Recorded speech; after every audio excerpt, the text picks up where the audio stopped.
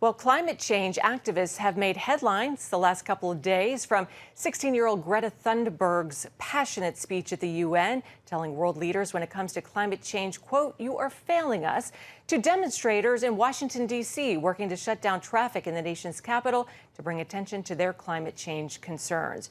Brad Palumbo with the Washington Examiner says the climate change protests are just a Trojan horse for socialism, and he joins us now with more. Welcome, Brad.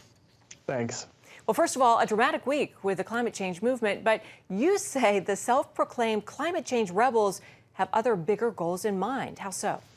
Yeah, absolutely. I'm working right here out of Washington, D.C., where some of the biggest protests are going on. So you have entire streets that were shut down yesterday, just a quarter mile from my office. So I've seen these protests up close. I've looked at the groups organizing them and their demands, and it's clear to me that they're actually not too concerned about climate change or carbon emissions. Because think about it for a second. If you were trying to reduce carbon emissions, would your plan really be to clog up traffic all day so you have cars sitting around just spewing out emissions all day? Would your plan really involve, as some of these viral videos have involved that you've seen from the protests, twerking and littering and throwing confetti on the ground? So these are not serious protests, and they actually are in support of a sinister socialist agenda.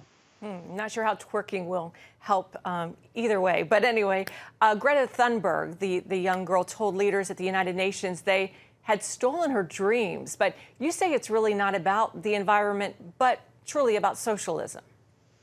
Yeah, so it's not about the environment, truly. And I think the people who have stolen Greta Thunberg's dreams are her parents and the other adults that are unfortunately using her to push a political agenda, which I think is wrong and I think is immoral. When you look at that political agenda, when you look at, for example, shut down Washington, D.C., the group that organized the D.C. climate protests, on their website, they proudly boast that they are co-sponsored with the Democrat Socialists of America and left-wing labor groups. And then their agenda calls for the Green New Deal, which is a Trojan horse for socialism if there ever was one. These people are telling us they care about climate change, but then they're pushing a policy platform that includes universal socialist health care, government jobs for everyone, and all other sorts of socialist goodies that are not related to climate. So that's how you know that the protests are disingenuous at best. That's a really good point, Brad, and that's the first time I've actually heard that. What else do you think these activists are wanting out of all these protests and media?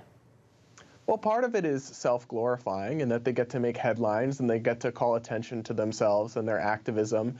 And part of it is that green rhetoric has been one of the more effective ways of mainstreaming big government socialist economic policies, whether it's Alexandria Ocasio-Cortez and the Green New Deal or Elizabeth Warren's radical plans to address climate change.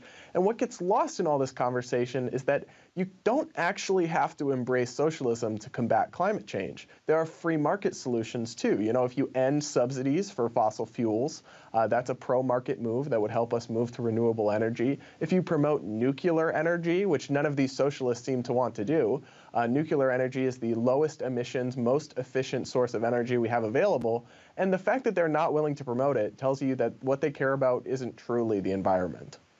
Brad, do you think most of the American public sees this or takes this movement seriously?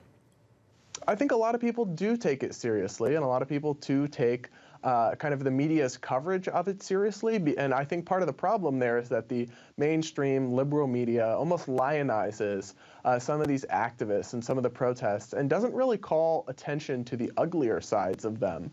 For instance, I've found countless viral clips and videos and photos taken by people at the scenes of demonstrators littering or marching around with "Capitalism must end" posters and all sorts of craziness, but you don't see that on the CNN depiction of it. You see a much more sanitized version. So I think that some of the American people do probably support this, but that's for two reasons. One, they're seeing a sanitized version in the media coverage, and two, they're not really aware of the radical platform that's being pushed behind the scenes in these movements.